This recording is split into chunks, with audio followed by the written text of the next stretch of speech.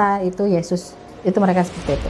Kita berpatokan dengan Yesus, kita percaya dengan Yesus, dengan kita dibaptis, kita sudah disucikan kembali.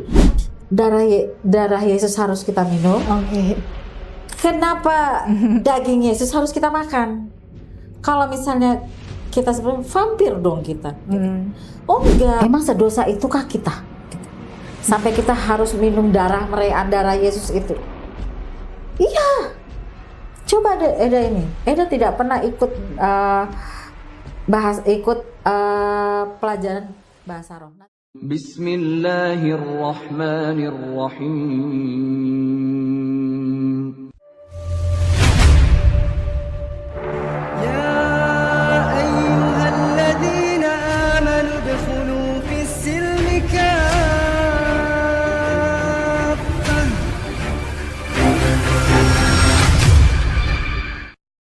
Assalamualaikum warahmatullahi wabarakatuh. Alhamdulillahirabbil alamin.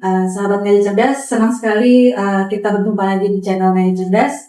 Insya Allah mencerdaskan umat bagi mereka yang mau berpikir. Alhamdulillah pada kesempatan ini saya Vila ditemani oleh narasumber kita dan Mbak Fenty. Assalamualaikum Mbak Fenty. Waalaikumsalam warahmatullahi wabarakatuh. Apa kabar Mbak? Alhamdulillah baik.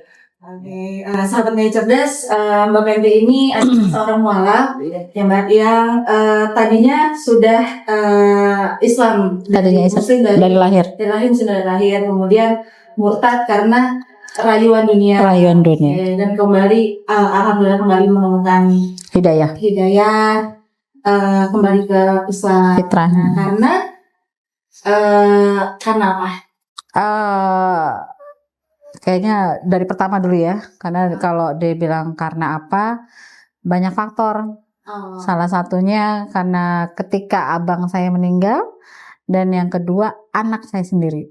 Jadi memang ada dari keluarga ya, dari maksudnya faktor dari keluarga. Nah, ya sahabat Ngaji Cerdas, kita akan berbagi sharingnya bagaimana Mbak Fenty akhirnya menemukan jalan kembali ke Muslim gitu. Sebelumnya mungkin Mbak Fenty boleh dibagikan backgroundnya itu seperti apa? Sebenarnya kalau saya itu ibu saya orang Batak, bapak kalau background ini ya keluarga ya, ibu saya orang Batak, bapak saya orang Padang Pariaman. Kami sekeluarga, anak dari ibu bapak saya ada 6, 1 laki-laki, 5 perempuan, gitu. Dan untuk saat ini kami hanya tinggal berlima, yang laki-laki sudah tidak ada. Dulu tinggalnya di? Kalau tinggal karena bapak dulu punya usaha perkebunan, jadi berpindah-pindah. Kadang di Medan, kadang di Pekanbaru, kadang di Bengkulu pernah tinggal juga, sampai di Bogor sendiri. Mbak Fenty boleh diceritakan gitu bagaimana awalnya kok bisa keluar dari Islam? Awalnya keluar dari Islam ketika itu sebenarnya kalau dari kecil sangat tahu lah beragam agama, karena dari kecil kami tidak terlalu ketat agamanya, Islamnya gitu ya. Maksudnya walaupun kakek dan nenek saya sendiri keduanya sudah berhaji ketika saya masih kecil sekali, waktu usia 5-4 tahun gitu. Jadi tahun 70-an 80-an ya. Jadi ketika itu usia makin beranjak, dan kakak-kakak juga, abang saya, adik saya semua sudah menikah. Sebenarnya tuntutan usia ketika itu, dan tuntutan usia, dan saya itu bukan tipe yang pencari cowok gimana, enggak, keenakan kerja sebenarnya. Usia sudah 30 selalu ditanya, biasa lah ya, tanya kapan nikah, yang lain sudah nikah kenapa belum gitu. Sekali waktu ada salah satu keluarga kandung saya sendiri pernah bilang ketika itu, lo seumur hidup gak akan bisa menikah, dan juga seumur hidup tidak akan bisa punya anak. Jadi tuntutan itulah yang pertama. Gue harus tunjukin nih, gue pasti bisa punya anak, gue pasti bisa menikah ketika waktu itu. Jadi mintalah sama Allah. Ceritanya dengan usia sudah 33 tahun. Karena banyak tuntutan lah ya keluarga, dan pokoknya suruh dengar temen juga seneng juga nih udah punya anak gitu ya, lucu apa gimana. Cuman itulah salahnya saya duniawinya itu gitu. Jadi tidak berikhtiar mencari yang lebih baik, jodoh di tangan Allah itu enggak, tapi karena mendengar omongan orang saja gitu. Jadi itu siapapun jodohku, siapapun yang mengajak menikah ketika itu, saya terima. Oke. Itu awal mulanya kenapa saya seperti itu. Jadi yang mengajak nikah itu adalah seorang. Nah, seminggu kemudian Iya. ketika saya sudah berdoa seperti itu, adalah yang mengajak menikah. Nikah yuk Ben gitu. Ayolah gitu. Tanpa pikir panjang, oh mungkin jodoh gue nih gitu. Tapi lu ikut agama gue. Kalau aku ikut agamamu, tolong dituntun. Karena aku harus keluar dari rumahku, keluar dari keluargaku, karena ketika itu ya mantan suami lah ya, mantan suami, waktu itu calon suami tidak mau ketemu keluarga. Akhirnya kita kawin lari ke Medan. Tuh.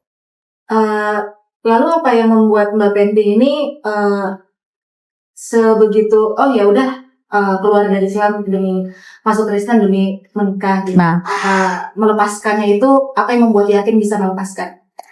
Membuat yakin yang pertama, saya mengenal keluarganya dulu. Saya kenal keluarganya, ibunya, adiknya adalah salah satu kalau di Kristen bilang anak gembala lah ya. Jadi itu salah satunya. Terus di Medan pun ketika kita pulang ke Medan, mereka taat sekali di HKBP gitu kan. Saya dekat juga dengan Sintua, kalau di Batak kan gitu ya, Sintua gitu. Saya dekat. Malah saya sebelum berikrar itu dibaptis, saya tinggal di Sintua, rumah Sintua untuk memperdalam agama Kristen.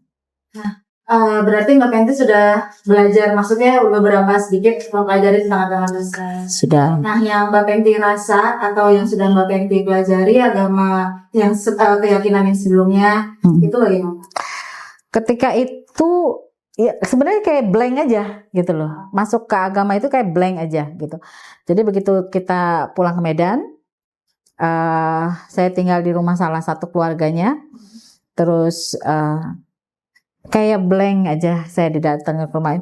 Jadi begitu pulang ke Medan tuh 3 minggu kita langsung menikah sebenarnya. Jadi 2 minggu itu saya belajar Kristen secara intens. Jadi tinggal di rumah si Sintua ini gitu.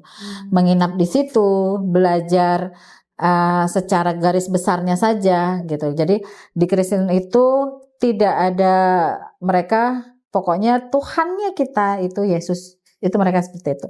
Kita berpatokan dengan Yesus, kita percaya dengan Yesus, dengan kita dibaptis, kita sudah disucikan kembali.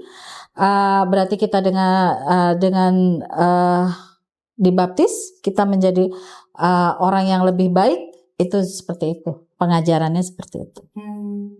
Apakah ada sudut pandang yang berbeda antara agama Kristen dan Islam yang kan Mbak Penti udah dalamin dua-duanya. Dari Mbak Penti kira-kira selama berada di agama Kristen itu sudut pandang apa ada yang berbeda mengenai agama atau bagaimana atau menjalankan antara Kristen dan Islam? Perbedaannya jauh banget. Pertama, ketika dibaptis saja ya. Ketika dibaptis, saya itu lebih hafal daripada mantan suami. Ternyata mantan suami ketika itu kalau di Batak itu ada tardidi. Ya, jadi peningkatan kita dari remaja dari ke anak-anak ke remaja, jatuhnya kan tardidi gitu ya. Nah, kita tardidi waktu itu. Terus tardidi, terus dibaptis. Itu lebih luas saya karena cuma menghafal kan. Yesus itu adalah ini gitu. Itu hafalan kita. Nah, Nah itu sebenarnya seperti anak sekolah kan, kita dibaptis itu dengan baju putih-putih, pakai sepatu putih, kayak sekolah lah, basah juga gitu kan. Nah di situ saya bilang, kita cuma seperti ini. Iya udah gini aja. Nanti kita baru makan-makan. Kayak di Islam juga mereka bilang gitu. Oh enggak, kalau di Islam enggak seperti itu gitu. Udahlah lupain aja, nanti juga terbiasa dengan seperti ini. Akhirnya setelah kita di gereja dan sudah dibaptis, tadi di pengikraran dan lain-lain, bertanda tangan juga, ada sertifikatnya juga ada, sertifikat tardidi itu ada. Waktu itu saya kabur nggak kebawa juga. Akhirnya saya bilang kita pulang. Habis itu nanti kita pulang ke Samosir untuk acara. Cuman kita akhirnya pulang dulu ke rumah saudaranya. Kita makan-makan. Nah di situ mereka memaksakan untuk makan babi waktu itu. Oh. Ya, enggak sama sekali sampai 10 tahun Kristen itu sama sekali enggak. Nah, seberapa taat Mbak Peti itu mengikuti atau mendalami agama Kristen? Taat banget sebenarnya. Bagaimana? Taat ya. Pertama, suka ada PA wanita kan? Itu selalu ikut. Yang kedua, ke gereja banget. Gitu loh. Sampai akhirnya mereka mengajak untuk jadi kur, aku enggak. Suaraku enggak bagus, aku bilang gitu. Itu. Yang kedua, yang ketiga, mereka mengajak supaya kan kalau di HKBP itu kan suka ada tuh perkumpulan omak-omaknya itu kan. Nah, itu disuruh ikut, aku nggak mau. Mau tapi ya. Tapi enggak cuman mengikuti karena ada kakak di atas itu kan. Ayolah Mama Edo ikut aja. Masih mikir gitu kan. Aku ikut di belakang aja ya Kak, aku nggak mau ikut. Selalu ikut. Berarti lebih aktif ke kegiatan-kegiatan itu. Iya. Tapi kalau untuk kitabnya itu apakah dipelajarin juga atau? Dipelajari enggak. Karena kan kalau di HKBP sendiri, karena aku deket sama mertua waktu itu.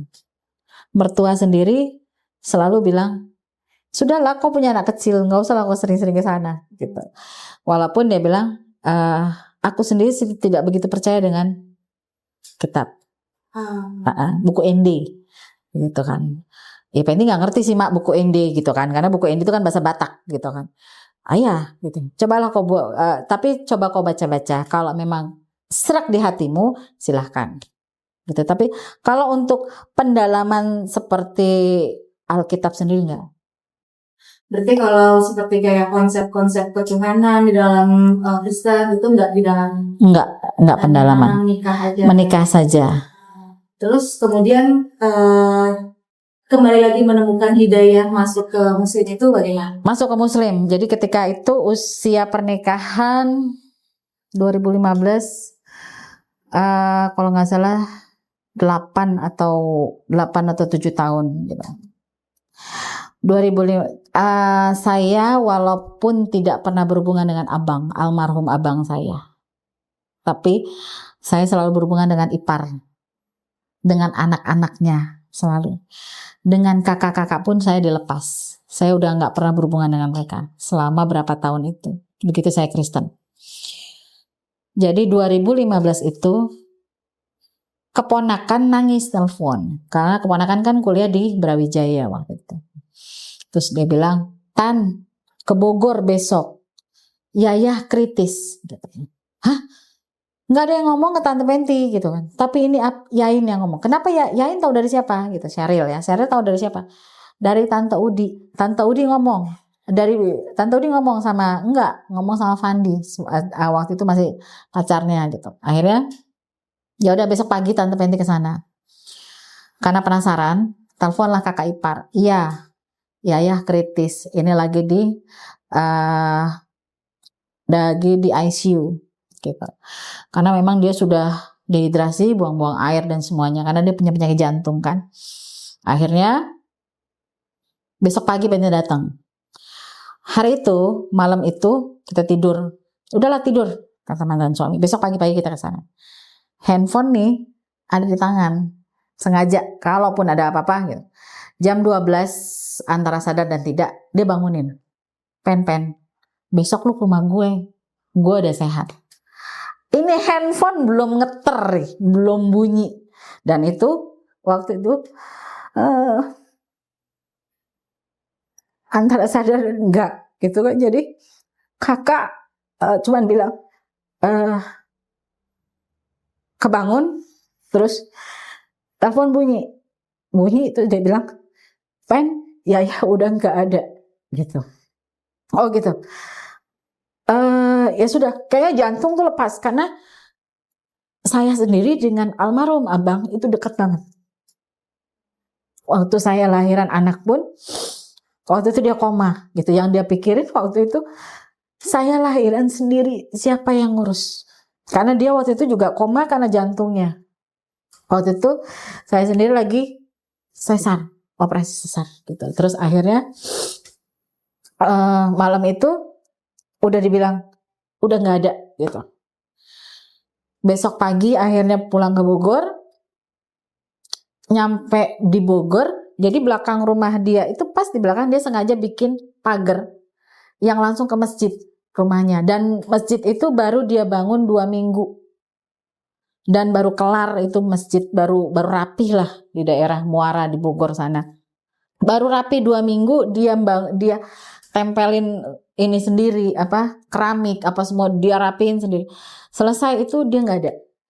Dan ketika ketemu dengan jenazahnya itu sama dia ketika malam itu datang. Dengan brewoknya, dengan rambut gondrongnya, karena walaupun sudah dikafani cuman kepalanya masih terbuka karena ada keponakan satu yang masih ada di Jambi waktu itu belum pulang. Akhirnya setelah itu begitu sampai kuburan kelar, kakak-kakak yang lain kalau bisa nggak usah masuk nih anak, karena nggak boleh keluar, nggak boleh ketemu sama jenazah. Cuman waktu itu ipar cuma bilang dia masih adiknya walaupun bagaimana gitu. Tapi saya sendiri nggak berani cium dia, cuma lihat dari jauh. Selesai dikubur, kita kembali lagi ke rumah. Dikubur waktu itu di Ciawi, di arah Sesepan Ciawi Bogor. Akhirnya pulang lagi ke Muara ke Bogor.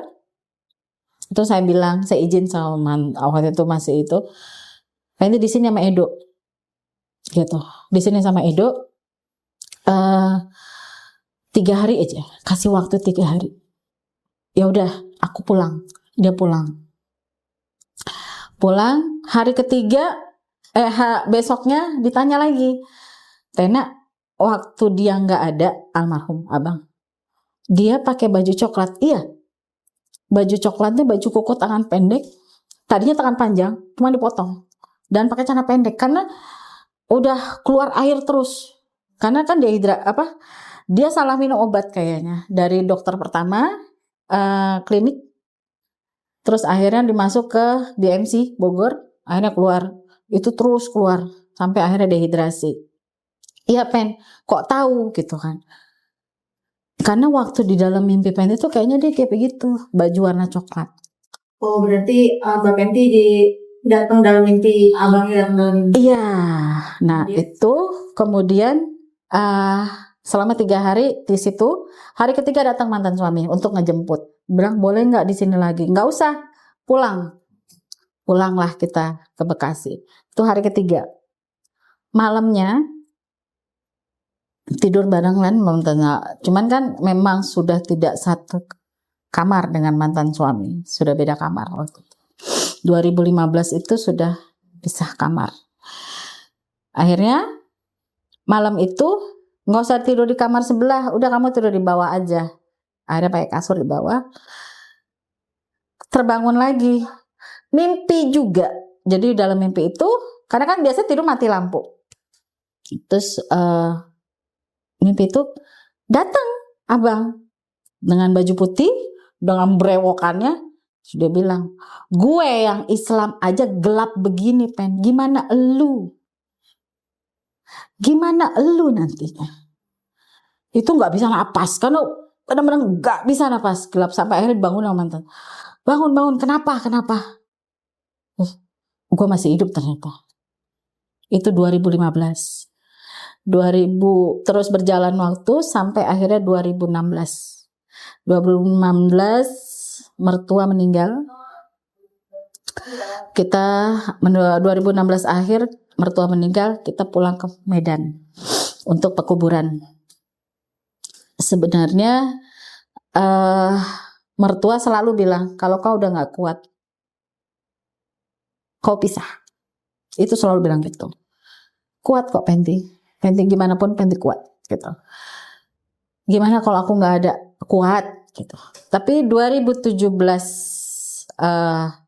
Juni, kalau nggak salah waktu itu mau lebaran, kita sekeluarga berangkat ke Singapura waktu itu. Itu kayak kosong banget, perasaan tuh nggak enak, kosong. Itu pokoknya berangkat orang happy, tapi kok ke Universal gitu kan, happy di saat itu. Balik lagi ke hotel, kayak apa ya gitu loh, ya gelisah. Pulanglah ke Indonesia. Pulang ke Indonesia ribut besar, karena mantan suami selalu bilang kamu selingkuh, bawa laki-laki ke rumah begini-gini. Karena selama 7 tahun kami pernikahan awal, cerita balik lagi ya, awal itu mantan suami tidak pernah ada di tempat, karena dia selalu pulang dia kerjanya kan di Bangka Belitung gitu. Nah akhirnya pas kita selama 7 tahun itu dia selesai kerjanya, dia pulang ke Jakarta, ya sudah dia beranggapan kalau dia nggak ada, saya selingkuh.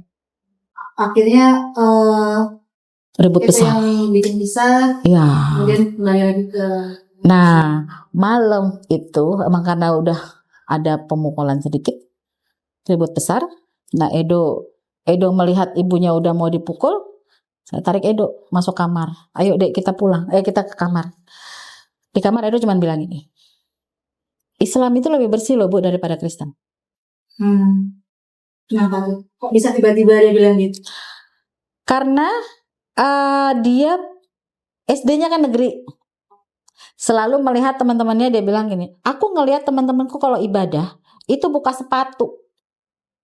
Ibadah itu dia selalu membasahin muka, tangannya, kakinya.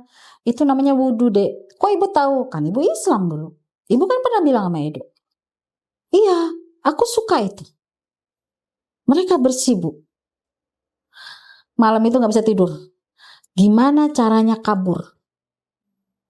Dan sebelumnya itu memang ngobrol sama teman. Ada beberapa teman curhat lah gitu kan. Mana ya, ini bapaknya Edo udah gak bener nih kayaknya nih, sering ngomongin gue selingkuh apa gimana. Kayaknya lu coba berbalik lagi Dele. Apa sih yang lu harapin dari sekarang? Lu ke gereja lu gak tenang, di gereja lu gak nyaman, lu malah lebih nyaman sama kita nih gitu. Iya sih gitu. Akhirnya mikir tuh malam berantem itu kalau nggak salah Agustus. Akhirnya malam itu gimana caranya kabur dari rumah tanpa dia tahu. Akhirnya setiap pagi saya tuh kan suka jogging sejam dari jam 5 sampai jam 6, jam 5 sampai jam 6. Akhirnya jam 5 itu sudah bawain baju Edo dikit ke rumah tetangga, sampai tetangga nanya, lu mau kemana sih Pen gitu kan. Pokoknya gue titip dulu, nanti gue cerita kalau gue udah gak ada. Lu mau pergi, udah diam-diam aja, dan orang gak ada yang tahu gitu kan. Akhirnya kita ke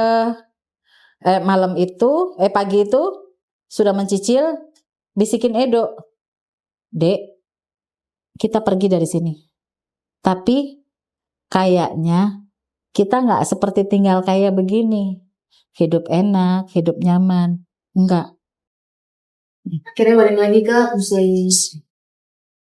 Jadi kira-kira tantangan Mbak Penti itu untuk mulai kembali lagi ke Muslim itu apa aja? Yang pertama, yang pertama itu yang pasti dari keluarga suami. Begitu dia tahu saya mualaf, saya kan tinggal di rumah kakak tuh di Cibinong. Dia datang, saya nggak lepas jilbab, dia cuma bilang lepas jilbab enggak gitu. Gue udah muslim. Itu hari seminggu setelah itu, dan kopi yang mau disiram. Ini rumah kakak gue, jangan siram. Kalau nggak gue teriak. Dan itu Edo mau dibawa kabur. Berarti faktor dari keluarga yang paling besar ya? Paling besar, dan itu semua temen didatengin. Jadi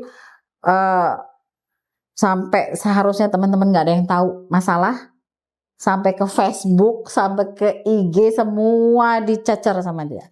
Nah, selama Mbak Penti di Kristen kan berapa tahun, Pak? 10 tahun, lama juga ya? Lama.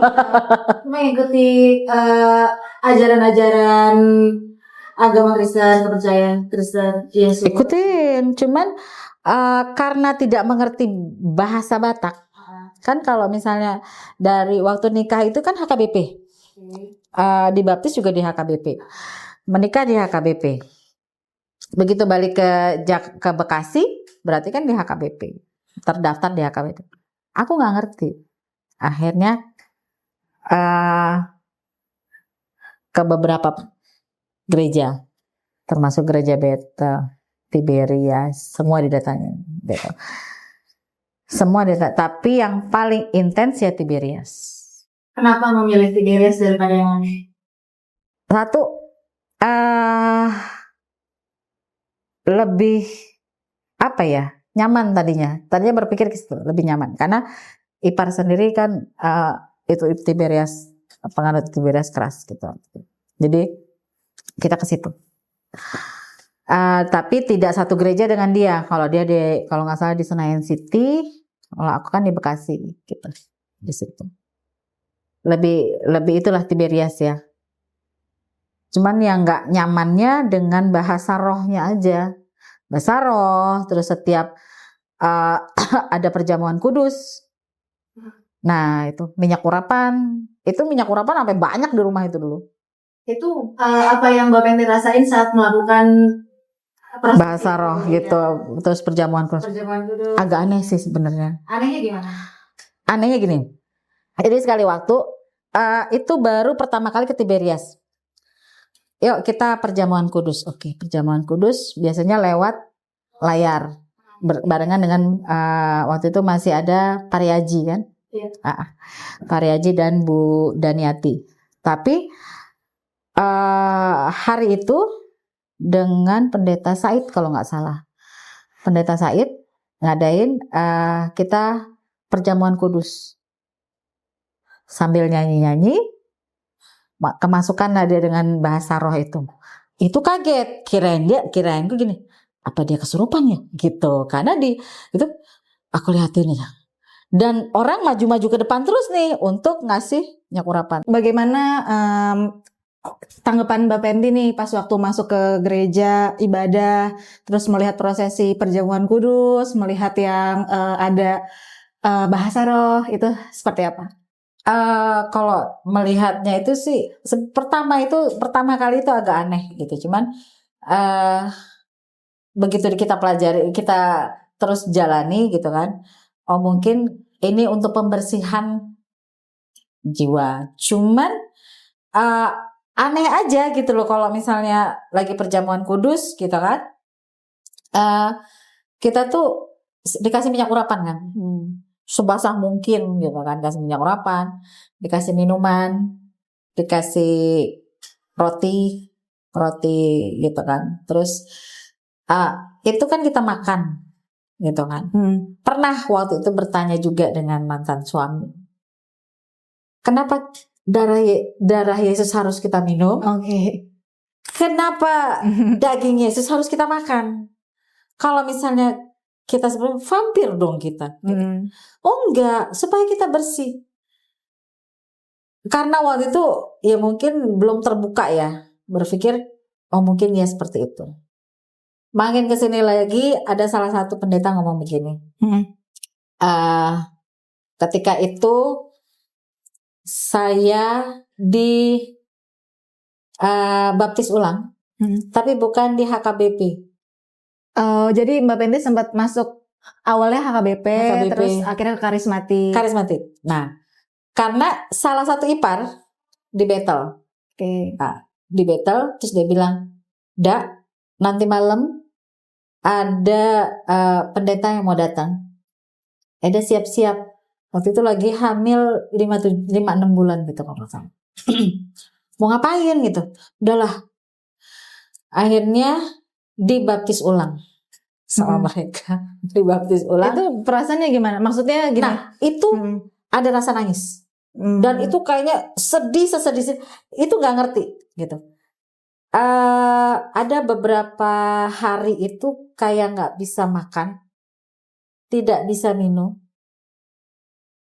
sampai mertua datang. Waktu itu kan dikontrakan. Kenapa kok nggak mau makan? Kenapa kok nggak mau? Aku nggak tahu. Apa yang dikasih pendeta itu? Salah satu minuman. Kalau di Tiberias waktu itu minumannya warnanya agak anggur-angguran ya. Itu warnanya agak coklat.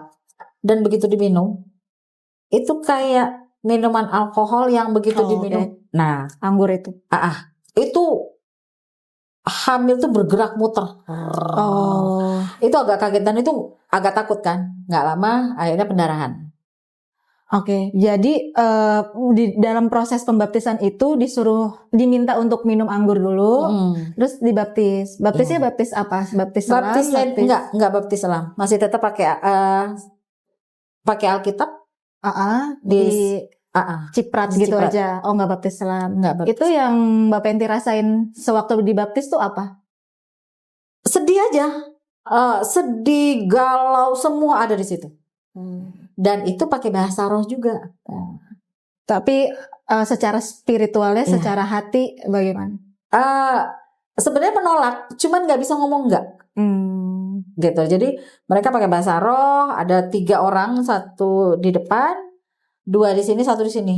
Gitu. Jadi dan itu nggak asli kan, karena lagi hamil kan, nggak bisa gerak sama sekali, duduk di bawah gitu kan. Aduh, gimana caranya? Nah itu lemes sampai akhirnya 3 hari.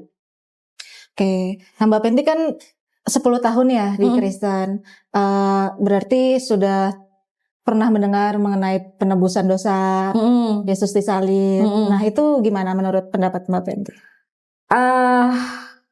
Itu jadi pertanyaan waktu itu.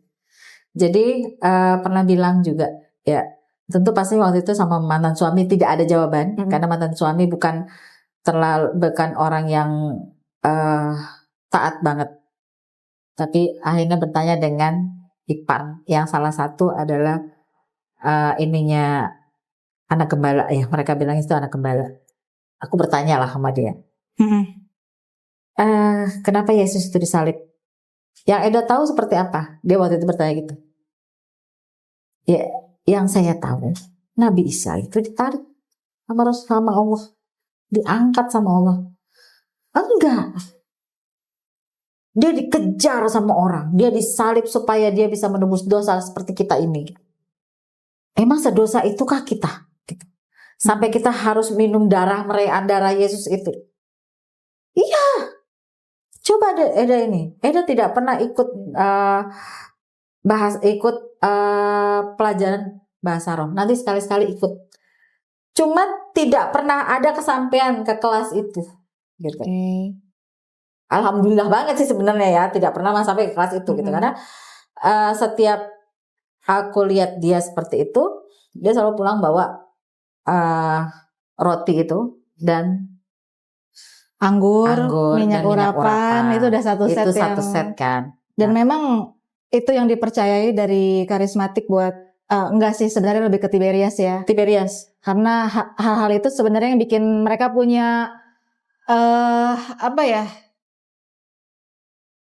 apa sih namanya kalau untuk kita jadinya mikirnya ini bisa sembuh karena ini, kayak gitu. Jadi sugesti. Jadi kayak mertua sendiri ketika dia di rumah sakit, Padahal dokter sudah bilang tidak boleh makan apa-apa, tidak boleh minum apa-apa.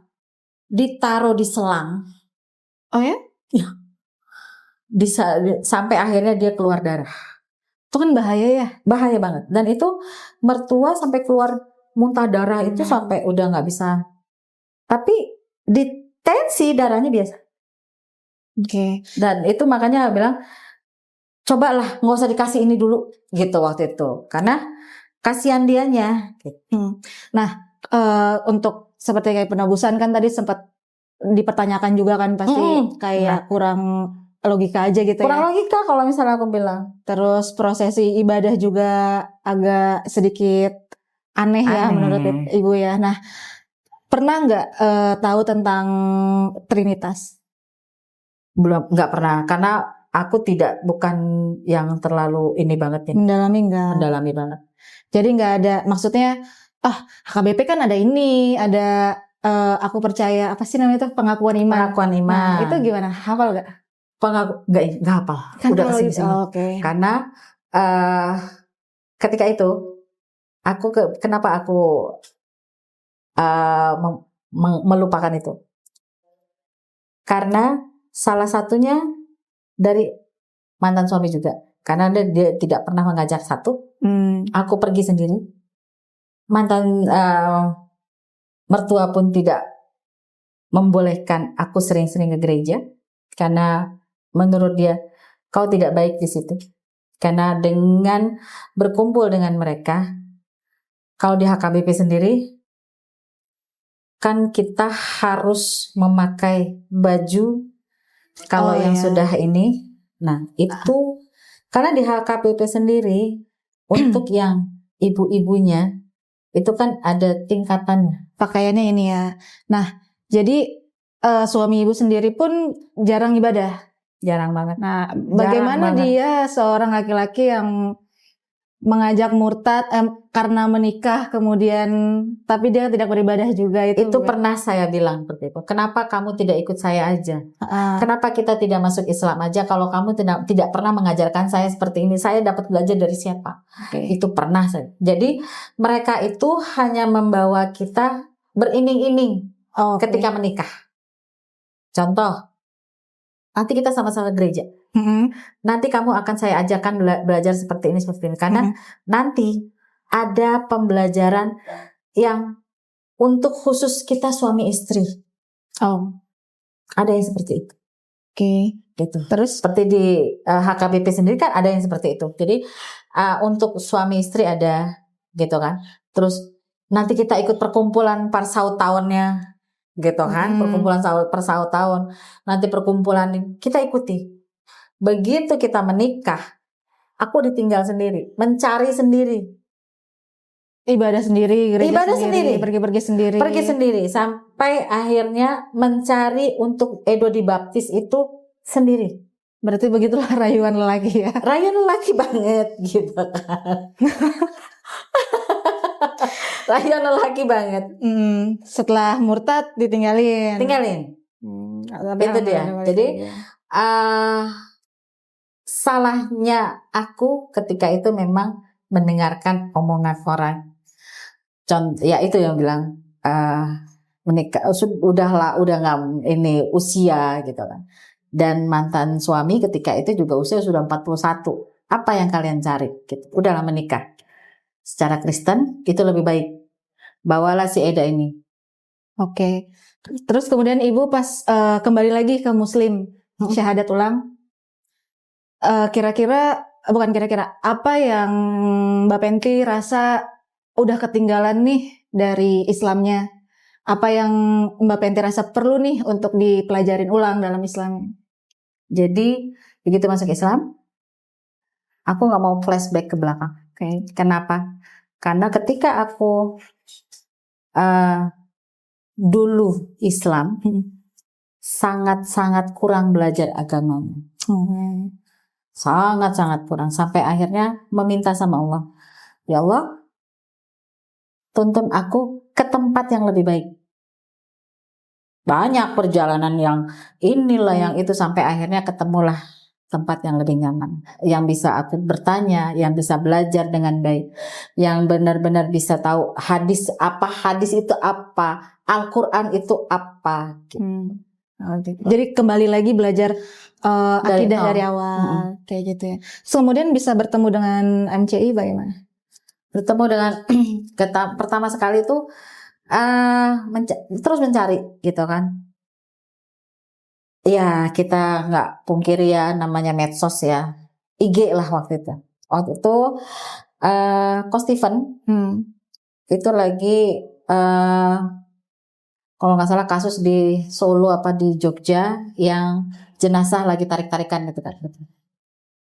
Sementara KTP ku dan lain-lain itu tuh masih Kristen, kakak semuanya itu masih, dan itu belum putusan cerai. Oke. 2018. Akhirnya saya kan keluar dari 2017, 2018 akhirnya minta perlindungan sama Ko Steven, saya butuh untuk mau ganti ini ganti. Akhirnya ketemu lah Ko Steven, barulah ketemu MCI. Oh tuh mulai ketemu MCI. Sampai sekarang Mbak Penti aktif di MCI. Alhamdulillah. Udah sejauh mana kegiatan-kegiatan MCI yang Mbak Penti ikutin? Nah, dari benar-benar nol banget ya, maksudnya dari pembelajaran kajian. Dulu saya pertama kali di MCI, saya tinggal di Cibinong. Belajar di MCI Depok itu benar-benar Edu masih kecil banget, 10 tahun. Naik ojek kemana, itu belajar mengaji itu di sini, di MCI Depok. Itu dari benar-benar dari nol. Bertanya, akhirnya bertemu dengan para ustadz yang lebih. Iya. Sampai sekarang akhirnya ini ya aktif terus di MCI, kegiatan-kegiatan MCI juga ikut. Udah berapa tahun Mbak di aktif di MCI? 2018. Oh, dari mulai syahadat kembali. Enggak. 2018 aja. 2018 sampai sekarang. Oh, oke. Kalau syahadat kan 2017. Nah, dari pengalamannya Mbak Penti nih, yang awalnya backgroundnya Muslim, terus kemudian murtad, terus kemudian balik lagi ke Muslim, kan perjalanan panjang ya, gitu naik turun semua sudah dihadapin. Itu yang Mbak Penti rasain soal iman itu seperti apa? Kepercayaan yang kita kan pasti ada rasa kayak yang mana yang benar atau yang enggak dalam pencariannya sampai akhirnya kembali lagi sampai saat ini. Apakah kira-kira nih mungkin kalau ada rayuan lelaki lagi Mbak Penti bisa murtad lagi? Tidak. Jadi gini, 2018 saya mulai belajar membuka hadis, membuka Al-Quran. Di situ kita belajar keimanan. Satu, iman kepada Allah dari segala cobaan, kesedihan, kesenangan, keburukan. Itu kan ada tingkatannya. Sekali waktu benar-benar ambruk, benar-benar jatuh sampai nggak bisa mau buka mata juga udah nggak bisa. Akhirnya buka Al-Quran. Saya buka Al-Quran. Saya baca pelan-pelan. Tenang. Batin tenang. Saya tanya ke salah satu ustadz gitu kan. Bukan ustadz. Guru ngaji, ustazah. Maaf saya mau bertanya. Kalaulah saya mati, apakah saya masih diterima? Cuman dia bilang, kamu sekarang percaya gak sama Allah? Percaya. Percaya sama Rasulullah? Percaya. Percaya gak dengan Yesus? Ya percaya. Tapi Yesus bukan Tuhan ya? Tapi Yesus bukan Tuhan. Yesus ada salah satu nabi. Terus dia bilang, itu berarti kamu udah benar. Dan kalau kamu kembali lagi melihat flashback kayak ke belakang tuh, balik lagi ke belakang. Apa yang kamu lihat? Merasa apa? Merasa berdosa. Satu, kamu itu sekarang sudah menutup semuanya. Dulu kamu seperti apa? Terbuka. Kalau kamu mati tertutup apa terbuka? Tertutup. Itu benar. Oke. Dikafani seperti apa? Ditutup. Kalau kamu masih Kristen, kamu pakai apa? Baju kebaya. Cuma dibilang gitu kan. Baju pengantin. Nah, baju kebaya. Kalau kamu dimasukkan dalam peti, nah itu seperti apa? Pakai baju nggak kamu? Pakai. Tapi terbuka nggak rambutmu? Terbuka. Sementara kamu di Islam, kamu ditutupin. Kamu cantik. Kamu percaya kalau Allah mengangkat kamu? Percaya enggak sih? Gitu. Yakin. Cobaan yang kamu pakai sekarang ini, yang kamu terima saat ini, itu kan Allah. Hilang 2 handphone, pernah dalam waktu seminggu cuman bilang, ya Allah kalau misalnya kau tidak kembalikan, bagaimana aku bisa bekerja, cuman begitu doang. Iya, memang kadang kan kita memilih sesuatu itu pasti banyak ujiannya. Betul. Untuk meyakinkan bahwa apa yang kita pilih itu udah benar, bukan maksudnya kita udah benar-benar Betul. yakin dengan pilihan dan gak akan goyah gitu ya. Makanya ditingkatkan lagi imannya dengan ujian-ujian. Benar. Nah, selama Mbak Penti aktif di MPI kan sekarang aktif di shelter Depok ya. Shelter. Berarti banyak bertemu juga dengan para mualaf, banyak membantu juga mualaf-mualaf yang mungkin baru syahadat terus kemudian punya ujiannya masing-masing.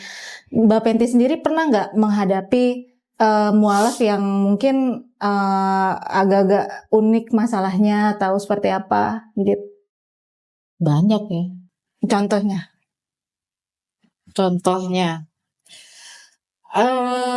Salah satunya ketika saya waktu itu masih di shelter Ciracas.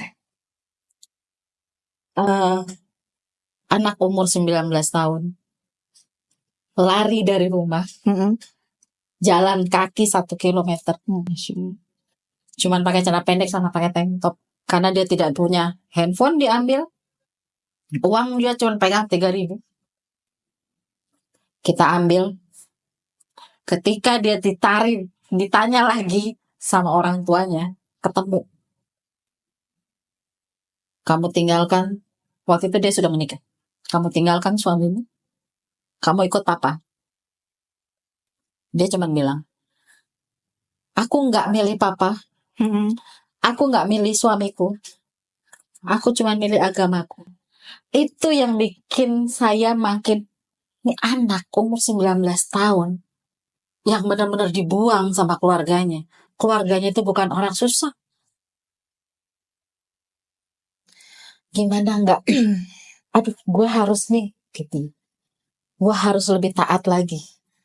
Oh, Itu. menilai dari situ ya. Kalau itu kan mualaf yang bagaimana perjuangan dia itu berjuang untuk tetap pada pilihannya sudah diyakini. Cuman ada nggak kira-kira kisah yang seorang mualaf atau mualaf itu dia bermasalah gitu? Mungkin kan kayak ada banyak yang menyalahgunakan mualaf ini untuk sebagai kepentingan pribadi atau lain-lainnya, atau mungkin mereka punya maksud dan tujuan tertentu menjadi mualaf gitu. Ya misalnya dia mau menjadi, dia ada, kalau mualaf ini kan bermacam-macamnya.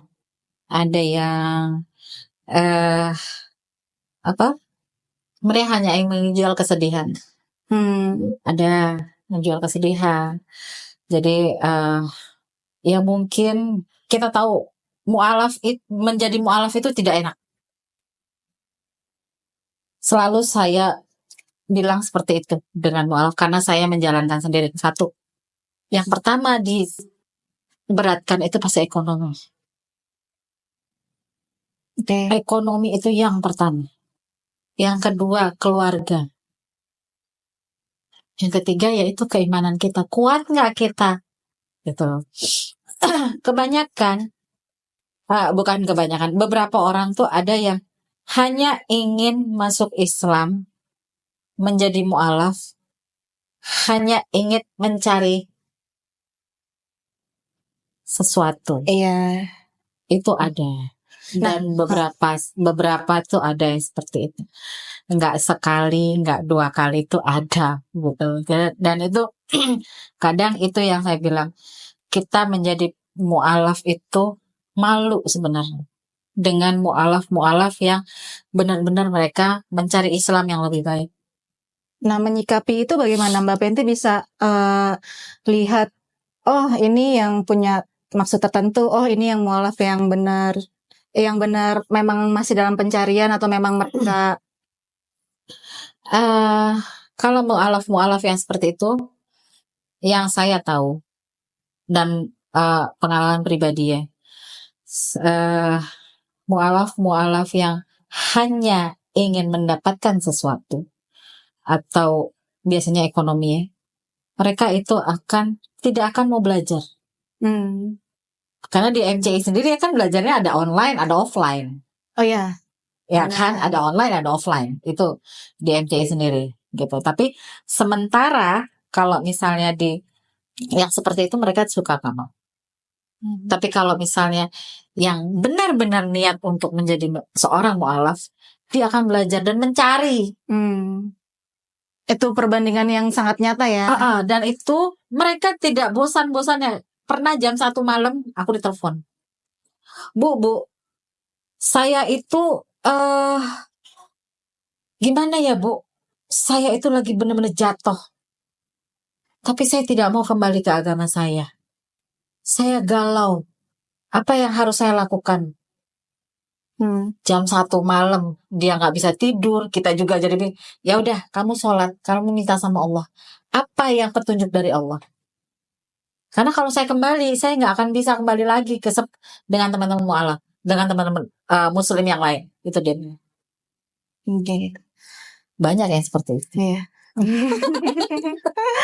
Jadi banyak ya udah ketemu sama berbagai macam karakter. Banyak. Ada yang ya kita hanya bisa kadang-kadang gini, mereka suka bilang, ya kayak kembali lagi kan, Mbak Penti mah enak, sekarang enak, Mbak Penti mah enak, nggak ada cobaannya. Lah kata sopo, kadang-kadang kita bilang, kata siapa? Ada, semua itu ada cobaannya. Karena kita mau naik tingkat. Gitu. Kadang-kadang mereka hanya berpikir masuk Islam, dapat tanggungan, udah. Itu banyak seperti itu. Ya. Kalau gitu kan kita sudah berbagi ya kisahnya Mbak Penti ya. Nah dari Mbak Penti sendiri ada nggak pesan-pesan khusus, karena Mbak Penti kan termasuk salah satu ini ya pengurus banyak yang mengurusi mualaf-mualaf di shelter MCI Depok. Nah ada pesan-pesan dari Mbak Penti nggak buat para mualaf atau mungkin teman-teman yang ada keraguan untuk pindah atau meninggalkan Islam, atau mungkin sekarang yang dari mencari kebenaran? Pesan-pesan saya gini, untuk yang masih mencari Islam sendiri, atau teman-teman kita yang belum pengen tahu lah ya, Islam itu lebih banyak. Itu lihat perbandingannya dan perbedaan banget gitu loh. Karena di Islam sendiri itu adalah kehidupan kita sehari-hari. Kehidupan kita sehari-hari itu nyata gitu loh. Bukan hanya diiming-imingi kita berbuat dosa, terus kita nanti minum ini, makan ini, kita kembali lagi ke fitrah, kembali lagi bersih gitu. Itu tuh di Kristen kan perjanjiannya seperti itu. Kita minum darah Yesus, kena perjamuan kudus, kita dikasih minyak urapan, selesai. Kalau di Islam, kita dengan kehidupan kita sehari-hari dengan tawakal, sabar, ibadah kita dengan kuat, pokoknya kita harus benar-benar dengan hati kita yang benar, bersih, tanpa macam-macam gitu loh. Insya Allah semua betul. Ada nggak tips-tips kayak kita gimana sih buat tetap menjaga akidah kita kayak gitu? Karena kan iman kan naik turun ya. Naik turun pasti. Sama, saya juga imannya suka naik turun ya. Kadang-kadang emosi, apalagi ketemu mualaf yang ini, ketemu yang ini gitu, biasa. Jadi tipsnya cuma satu, sabar dan tawakal. Buka Al-Quran, sholat. Sholat itu ya Allah, itu apa ya, itu adalah tempat yang mengadu yang paling enak. Sholat dengan berwudu, benar juga kata anak saya. Berwudu kita sudah bersih. Dengan segar, wudu, sholat, baca Al-Quran. Minta sama Allah. Cuman itu. Karena dengan kita bicara sama Allah, ya Allah ini kok gue gini-gini amat, gini-gini banget. Allah udah ngerti. Cuman kadang-kadang kita tidak mau mengadu sama Allah. Manusia itu sombong sebenarnya. Kita sombong. Masa sih? Nggak mungkin. Itu mungkin dan itu benar. Gitu. Oke Mbak Fenty, terima kasih sudah berbagi kisahnya sama sahabat ngaji cerdas. Ya, sahabat ngaji cerdas, semoga kisah Mbak Fenty ini bisa menjadi inspirasi atau menjadi dukungan untuk bisa lebih mendalami iman lagi, menjaga akidah kita semua juga masing-masing sebagai muslim. Amin. Gitu ya. Semoga juga bisa menjadi amal jariah buat Mbak Fenty sudah ikut membantu mensiarkan tentang agama Islam. Amin. Yang gitu aja, sahabat ngaji cerdas, kami pamit undur diri. Sampai ketemu lagi di channel ngaji cerdas. Wassalamualaikum warahmatullahi wabarakatuh. Waalaikumsalam. Bismillahirrahmanirrahim. Assalamualaikum warahmatullahi wabarakatuh. Saya Fandi Wiyogo Gunawan dari Mualaf Center Indonesia. Alhamdulillah, Mualaf Center Indonesia berdiri sejak tahun 2014 dan sudah tersebar di berbagai provinsi di Indonesia. Dan juga Mualaf Center Indonesia telah mensyahadatkan ribuan orang untuk masuk ke dalam Islam. Mualaf Center Indonesia selain memiliki program yaitu pensyahadatan, memiliki program-program lain yang meliputi dari pendampingan, pembinaan, serta advokasi terhadap mualaf. Selain program pensyahadatan, Mualaf Center Indonesia memiliki program di daerah 3T, yaitu daerah yang tertinggal, terdepan, dan terluar.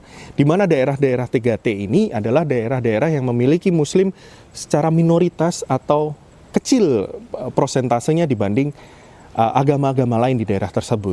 Maka dari itu, Mualaf Center Indonesia memiliki program pembinaan terhadap mualaf-mualaf ataupun muslim yang berada di dalam daerah yang memiliki muslim secara minoritas. Mualaf Center Indonesia melakukan program 3T ini adalah untuk membentengi akidah dari saudara seiman kita yang berada di sana.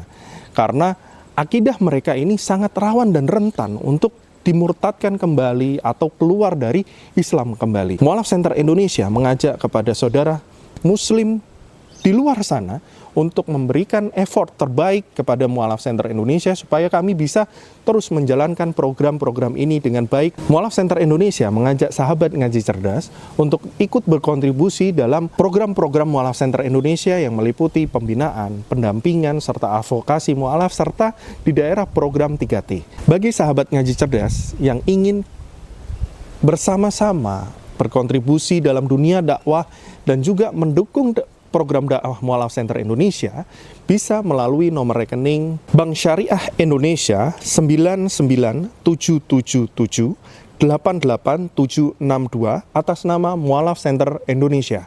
Untuk konfirmasi bisa ke admin ngaji cerdas di nomor 0821 1315 5743. Bagi sahabat ngaji cerdas yang sudah ikut berkontribusi kepada dakwah Mualaf Center Indonesia, kami ucapkan jazakumullah khairan katsira. Bismillahirrahmanirrahim. Assalamualaikum warahmatullahi wabarakatuh. Ya, kembali lagi ya teman-teman sekalian yang dirahmati oleh Allah Subhanahu wa taala. Bersama dengan saya Hendriko Santoso selaku narasumber di Ngaji Cerdas, mencerdaskan umat. Nah, teman-teman, di sini ada produk bagus nih. Namanya Sultan Parfum. Parfum para perindu surga. Nah, di sini ada 4 macam produk nih. Yang pertama, parfum dengan aroma Raudhah. Parfum dengan aroma Hajar Aswad. Parfum dengan aroma kasturi. Dan yang keempat adalah parfum aroma 2000 bunga. Nah, kalau teman-teman sekalian sedang umroh, lalu pulang ke tanah air dan rindu dengan suasana di Masjidil Haram maupun di Masjidil Nabawi atau di Mekah dan Madinah, teman-teman bisa beli nih Sultan Parfum dengan aroma-aroma yang menyesuaikan dengan suasana di Mekah ataupun Madinah. Nah, selain teman-teman beli parfum ini, nanti teman-teman dapat bonus gratisannya juga. Apa aja sih teman-teman gratisannya? Nih, yang pertama nanti teman-teman dapat kitab atau buku saku zikir pagi dan petang sesuai dengan sunnah.